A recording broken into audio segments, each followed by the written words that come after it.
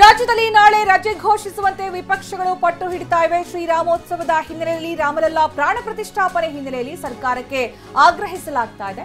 ರಜೆ ಘೋಷಿಸುವ ಬಗ್ಗೆ ನಿರ್ಧಾರವನ್ನು ರಾಜ್ಯ ಸರ್ಕಾರ ಇನ್ನೂ ಕೂಡ ತಿಳಿಸಿಲ್ಲ. ಇನ್ನು ಬಿಜೆಪಿ ಆಡಳಿತ ಇರುವಂತಹ ರಾಜ್ಯಗಳಲ್ಲಿ ಈಗಾಗಲೇ ರಜೆ ಘೋಷಣೆ ಮಾಡಲಾಗಿದೆ. ಬೇರೆ ಕಡೆಯಲ್ಲಿ ಕರ್ನಾಟಕದಲ್ಲೂ ಕೂಡ ರಜೆ ಘೋಷಣೆ ಮಾಡಬೇಕು ಅಂತ ವಿಪಕ್ಷ ಪಟ್ಟು ಹಿಡಿತಾ ಇದೆ. ಬಿಜೆಪಿ ಪಟ್ಟು ಹಿಡಿತಾ ಇರೋದು ರಾಮಲಲ್ಲಾ ಪ್ರಾಣ ಪ್ರತಿಷ್ಠಾಪನೆ ಹಿನ್ನೆಲೆಯಲ್ಲಿ ಸರ್ಕಾರಕ್ಕೆ ಆಗ್ರಹವನ್ನ ಮಾಡ್ತಾ ಇದ್ದಾರೆ. ಈಗಾಗಲೇ ಆರ್ ಅಶೋಕ್ ಈ ಬಗ್ಗೆ ಸಾಕಷ್ಟು ಒತ್ತಾಯ ಮಾಡಿದ್ದಾರೆ. ರಜೆ ಘೋಷಣೆ ಮಾಡಲೇಬೇಕು ಅಂತ. ರಾಜ್ಯದಲ್ಲಿ ನಾಳೆ ರಜೆ ಘೋಷಣೆ ಮಾಡಬೇಕು. ಧಾರ್ಮಿಕವಾಗಿ ಇದನ್ನ ಎಲ್ಲರೂ ಕೂಡ ನೋಡ್ತಾ ಇದ್ದಾರೆ. ಇಡೀ ದೇಶವೇ ಬಹಳ ವರ್ಷಗಳಿಂದ ಎದುರು ನೋಡ್ತಾ ಇದ್ದಂತಹ ಅಪರೂಪದ ಒಂದು ಕ್ಷಣ. ಈ ಐತಿಹಾಸಿಕ ಮತ್ತೆ ಧಾರ್ಮಿಕ ಕ್ಷಣಕ್ಕೆ ಎಲ್ಲರೂ ಕೂಡ ಸಾಕ್ಷಿಯಾಗೋದಕ್ಕೆ ಕಾತುರದಿಂದ ಕಾಯ್ತಾ ಇದ್ದಾರೆ. ಈ ಸಂದರ್ಭ ರಾಜ್ಯ ಸರ್ಕಾರ ರಜೆ ಘೋಷಿಸುವ ಮೂಲಕ ರಾಮನ ಮೇಲಿನ ಭಕ್ತಿಯನ್ನ ಸಾರಬೇಕು ಅಂತ ಇಲ್ಲಿ ವಿಪಕ್ಷ ಬಿಜೆಪಿ ಒತ್ತಾಯಿಸ್ತಾ ಇರೋದು. ಆದ್ರೆ ಇನ್ನೂ ಕೂಡ ರಾಜ್ಯ ಸರ್ಕಾರ ಯಾವುದೇ ತೀರ್ಮಾನವನ್ನ ಪ್ರಕಟಿಸಿಲ್ಲ. ಅಷ್ಟೇ ಅಲ್ಲ, ಈಗಾಗಲೇ ಡಿಸಿಎಂ ಡಿ ಕೆ ಶಿವಕುಮಾರ್ ಹೇಳಿದ್ರು ರಜೆ ಘೋಷಿಸುವ ಸಂದರ್ಭ ಇಲ್ಲ, ಯಾಕಂದ್ರೆ ಇದು ಬಿಜೆಪಿ ಇದನ್ನ ರಾಜಕೀಯವಾಗಿ ಬಳಸಿಕೊಳ್ತಾ ಇದೆ ಅನ್ನುವಂತಹ ಗಂಭೀರ ಆರೋಪವನ್ನ ಮಾಡಿದ್ರು. ಇತ್ತ ವಿಪಕ್ಷ ನಾಯಕ ಆರ್ ಅಶೋಕ್ ಒತ್ತಾಯಿಸಿದ್ರು, ಇಲ್ಲ ರಜೆ ಘೋಷಣೆ ಮಾಡಲೇಬೇಕು, ಯಾಕಂದ್ರೆ ಎಲ್ಲರೂ ಕೂಡ ರಜೆಯನ್ನ ಕೇಳ್ತಾ ಇದ್ದಾರೆ. ಈ ಸಂದರ್ಭ ರಾಮೋತ್ಸವಕ್ಕೆ ಸಾಕ್ಷಿಯಾಗೋದಕ್ಕೆ, ಭಕ್ತಿಯನ್ನ ಪ್ರದರ್ಶಿಸೋದಕ್ಕೆ ಎಲ್ಲಾ ಕಡೆಗಳಲ್ಲೂ ಕೂಡ ರಜೆ ಘೋಷಣೆ ಮಾಡಲಾಗಿದೆ. ಇನ್ನು ಕೇಂದ್ರ ಸರ್ಕಾರ ಕೂಡ ಅಷ್ಟೇ ಅರ್ಧ ದಿನ 2:30 ತನಕ ರಜೆ ಘೋಷಣೆ ಮಾಡಿದೆ. ರಾಜ್ಯ ಸರ್ಕಾರ ನಾಳೆ ರಜೆ ಘೋಷಣೆ ಮಾಡಲೇಬೇಕು ಅಂತ ನಾನು ರಾಜ್ಯ ಸರ್ಕಾರಕ್ಕೆ ಮನವಿ ಮಾಡೋದಕ್ಕೆ ಬಯಸ್ತೀನಿ ಅಂತ ಇಲ್ಲಿ ಬೆಂಗಳೂರಲ್ಲಿ ಮಾಜಿ ಸಿಎಂ ಎಚ್.ಡಿ. ಕುಮಾರಸ್ವಾಮಿ ಕೂಡ ಇಲ್ಲಿ ಹೇಳಿಕೆಯನ್ನ ಕೊಟ್ಟಿದ್ದಾರೆ. ಅವರು ಕೂಡ ಒತ್ತಾಯಿಸಿದ್ದಾರೆ ರಾಜ್ಯ ಸರ್ಕಾರ ರಜೆಯನ್ನ ಘೋಷಣೆ ಮಾಡಬೇಕು. ನಾಳೆ ರಾಮ ಮಂದಿರ ಕಾರ್ಯಕ್ರಮದಲ್ಲಿ ನಾನು ಕೂಡ ಭಾಗಿಯಾಗ್ತೀನಿ ಅಂತ ಎಚ್.ಡಿ.ಕೆ ಹೇಳಿದ್ದಾರೆ. ದೇಶದ ರಾಜ್ಯದ ಜನ ಹಬ್ಬದ ಸಂಭ್ರಮದಲ್ಲಿದ್ದಾರೆ. ಈ ಸಂದರ್ಭ ಅವರ ಭಾವನೆಗೆ ಗೌರವ ಕೊಟ್ಟು ರಜೆಯನ್ನು ಘೋಷಣೆ ಮಾಡಬೇಕು ಅಂತ ಮಾಜಿ ಸಿಎಂ ಎಚ್.ಡಿ.ಕೆ ಹೇಳಿದ್ದಾರೆ.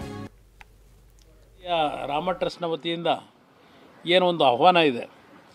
ನಾಳೆ ದಿನ ಏನೋ ಒಂದು ಪ್ರಾಣ ಪ್ರತಿಷ್ಠಾಪನಾ ಕಾರ್ಯಕ್ರಮ ಇದೆ, ರಾಮನ ಪ್ರಾಣ ಪ್ರತಿಷ್ಠಾಪನೆಯ ಕಾರ್ಯಕ್ರಮ. ಅದರಲ್ಲಿ ಭಾಗವಹಿಸ್ತಾ ಇದ್ದೇವೆ. ಭಾಗವಹಿಸಿ ದೇವರ ದರ್ಶನವನ್ನು ಪಡೆದು ಬರ್ತೇವೆ. ಇವತ್ತು ನಾಡಿನ ಜನತೆಯಲ್ಲಿ ಆ ಭಾವನೆ ಇದೆ. ಇಲ್ಲಿ ಪಕ್ಷಗಳು ಮುಖ್ಯ ಅಲ್ಲ. ನಾನು ಸರ್ಕಾರಕ್ಕೆ ಈಗಲೂ ಮನವಿ ಮಾಡ್ತಕ್ಕಂಥದ್ದು, ನಾಡಿನ ಜನತೆ ಅತ್ಯಂತ ಸಂಭ್ರಮದಿಂದ ಈ ಕಾರ್ಯಕ್ರಮದಲ್ಲಿ ಭಾಗವಹಿಸ್ತಕ್ಕಂಥದ್ದು ನಾವೇನು ಕಾಣ್ತಾ ಇದ್ದೇವೆ. ಇವತ್ತು ಕೇಂದ್ರ ಸರ್ಕಾರದ ವತಿಯಿಂದಲೂ ಏನೋ ಮಧ್ಯಾಹ್ನದವರೆಗೆ ರಜಾ ಘೋಷಣೆ ಏನಾಗಿದೆ, ಹಲವಾರು ರಾಜ್ಯಗಳಲ್ಲೂ ಘೋಷಣೆ ಆಗಿರ್ತಕ್ಕಂಥದ್ದೇನಿದೆ. ರಾಜ್ಯ ಸರ್ಕಾರಕ್ಕೂ ನಾನು ಒತ್ತಾಯ ಮಾಡ್ತಕ್ಕಂಥದ್ದು, ಇದು ದೇಶದ ಒಂದು ಹಬ್ಬ, ಇದು ಪ್ರತಿ ಕುಟುಂಬಗಳ ಹಬ್ಬ. ಇದಕ್ಕೆ ಪ್ರತಿಯೊಂದು ಕುಟುಂಬಗಳು ಭಾಗಿಗಳಾಗಿ ಆ ಒಂದು ನಾಳೆಯ ಒಂದು ಅತ್ಯುತ್ತಮವಾದಂಥ ಧಾರ್ಮಿಕ ಕಾರ್ಯಕ್ರಮವನ್ನು ಖುದ್ದು ನೋಡ್ತಕ್ಕಂಥದ್ದಕ್ಕೆ ಅವಕಾಶ ಕೊಡೋದು, ರಜಾ ಕೊಡೋದ್ರ ಮುಖಾಂತರ ಒಳ್ಳೆಯದು ಅನ್ನೋದು ನನ್ನ ಅಭಿಪ್ರಾಯ. ಅಯೋಧ್ಯೆಗೆ ಅಲ್ಲಿಯ ರಾಮ ಟ್ರಸ್ಟ್ನ ವತಿಯಿಂದ ಏನೋ ಒಂದು ಆಹ್ವಾನ ಇದೆ. ನಾಳೆ ದಿನ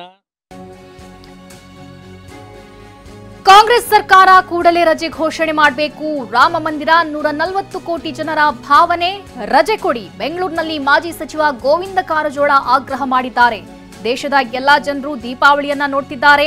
ಈ ವೇಳೆ ರಾಜ್ಯ ಸರ್ಕಾರ ರಜೆ ಘೋಷಣೆ ಮಾಡಬೇಕು. ಬೆಂಗಳೂರಿನಲ್ಲಿ ಮಾಜಿ ಸಚಿವ ಗೋವಿಂದ ಕಾರಜೋಳ ಇದೀಗ ಸರ್ಕಾರಕ್ಕೆ ಆಗ್ರಹ ಮಾಡಿದ್ದಾರೆ.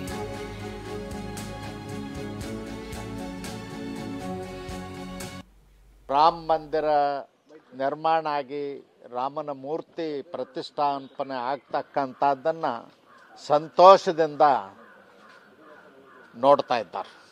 ಅಷ್ಟೇ ಅಲ್ಲ, ಇಡೀ ದೇಶದ ಜನ ಇದೊಂದು ರಾಷ್ಟ್ರೀಯ ಹಬ್ಬದ ಥರ, ದೀಪಾವಳಿ ಥರ ಆಚರಣೆಯನ್ನು ಮಾಡ್ತಾರೆ. ರಾಮನ ಮೂರ್ತಿ ಪ್ರತಿಷ್ಠಾಪನೆ ಹಬ್ಬ ಆಗಿ ಆಚರಿಸ್ತಾ ಇದ್ದಾರೆ.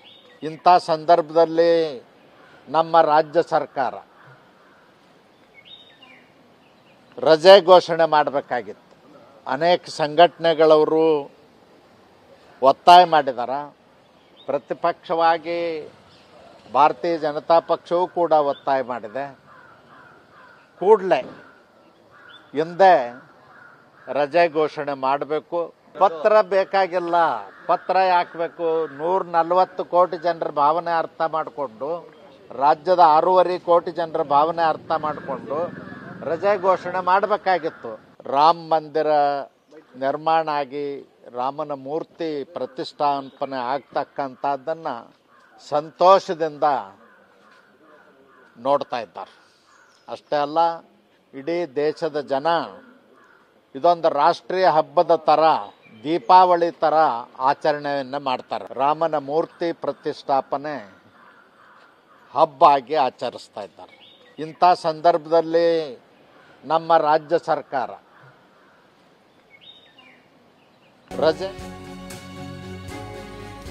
ರಜೆ ಕೊಡುವಂತೆ ನಮಗೆ ಯಾರೋ ಹೇಳುವ ಅವಶ್ಯಕತೆ ಇಲ್ಲ. ದೇಗುಲಗಳಲ್ಲಿ ಏನ್ ಆಚರಣೆ ಮಾಡಬೇಕು ಮಾಡ್ತೀವಿ. ಬೆಂಗಳೂರಲ್ಲಿ ಡಿಸಿಎಂ ಡಿಕೆ ಶಿವಕುಮಾರ್ ಕೊಟ್ಟಂತಹ ಹೇಳಿಕೆ ಇದು. ನಮ್ಗೆ ಯಾರು ಕೂಡ ಹೇಳೋ ಅವಶ್ಯಕತೆ ಇಲ್ಲ. ಧಾರ್ಮಿಕವಾಗಿ ಯಾವ ರೀತಿ ದೇಗುಲಗಳಲ್ಲಿ ಆಚರಣೆ ಮಾಡಬೇಕು ನಾವು ಮಾಡ್ತೀವಿ. ನಾವು ಭಕ್ತಿ ಗೌರವ ಧರ್ಮ ಪ್ರಚಾರಕ್ಕೆ ಮಾಡೋದಿಲ್ಲ.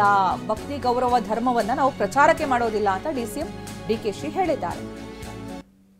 ನಾವು ನಮ್ಮ ಭಕ್ತಿ, ನಮ್ಮ ಗೌರವ, ನಮ್ಮ ಧರ್ಮ ಪ್ರಚಾರಕ್ಕೆ ನಾವು ಮಾಡೋದಿಲ್ಲ. ನಮ್ಮ ಭಾವನೆ ಇದೆಯಲ್ಲ, ಈಗ ಸರ್ಕಾರ ನಮ್ಗೆ ಯಾರು ಏನು ಕೇಳಿಲ್ಲ, ಯಾರು ಹೇಳೋ ಅವಶ್ಯಕತೆಯೂ ಇಲ್ಲ. ನಮ್ಮ ಮಂತ್ರಿಗಳೇ ಎಲ್ಲ ದೇವಸ್ಥಾನದಲ್ಲೂ ನಾವೇನು ಆಚರಣೆ ಮಾಡಬೇಕು, ಏನು ಪೂಜೆ ಮಾಡಬೇಕು, ಏನು ಪುರಸ್ಕಾರ ಮಾಡಬೇಕು ಆ ಕೆಲಸ ನಾವು ಮಾಡ್ತೀವಿ. ನಮಗೆ ನಂಬಿಕೆ, ನಮ್ಮ ಪ್ರಾರ್ಥನೆಗಳಿಂದ ಫಲ ನಮಗೆ ದೊರೀತವೆ ಅನ್ನೋ ದೃಷ್ಟಿಯಿಂದ ಸೊ ಅವ್ರವ್ರಿಗೆ ಪ್ರಾರ್ಥನೆ ಮಾಡಿಕೊಡಿ ಅಂತ ಹೇಳ್ತಾ ಇದ್ದೀನಿ.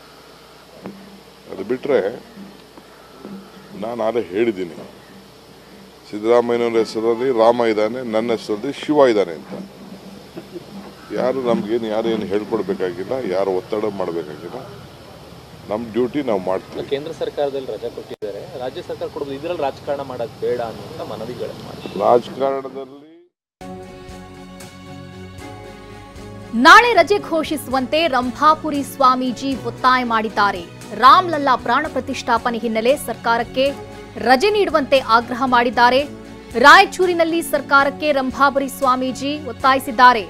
ಇನ್ನೂ ಸಮಯವಿದೆ, ಸಂಜೆಯೊಳಗೆ ತೀರ್ಮಾನಿಸಬಹುದು. ಸಾರ್ವತ್ರಿಕ ರಜೆ ಕೊಡಬೇಕು ಅನ್ನೋದು ಜನರ ಅಪೇಕ್ಷೆ ಇದೆ.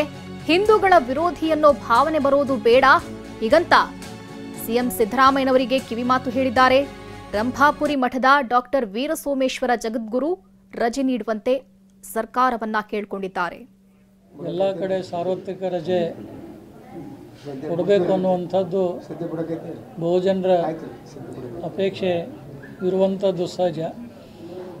ಆದರೆ ಕೆಲವು ಸಂದರ್ಭದಲ್ಲಿ ಕೆಲವು ಪಕ್ಷದ ಧ್ಯೇಯ ಧೋರಣೆಗಳಾಗಲಿ, ಆಯಾ ಪಕ್ಷದ ನಾಯಕರ ಒಂದು ಗುರಿ ಆಗಲಿ ಬೇರೆ ಬೇರೆ ಭಿನ್ನವಾಗಿರುವ ಕಾರಣ ಕೊಟ್ಟಿರಲಿಕ್ಕಿಲ್ಲ. ಆದರೂ ಕೂಡ ರಾಜ್ಯದ ಮುಖ್ಯಮಂತ್ರಿಗಳು ಇನ್ನೂ ಯಾವುದೇ ನಿರ್ಣಯ ಕೈಗೊಂಡಿಲ್ಲ ಅನ್ನುವಂಥ ಮಾತನ್ನು ಇವತ್ತು ಪತ್ರಿಕೆಗಳಲ್ಲಿ ನಾವು ನೋಡಿದ್ವಿ.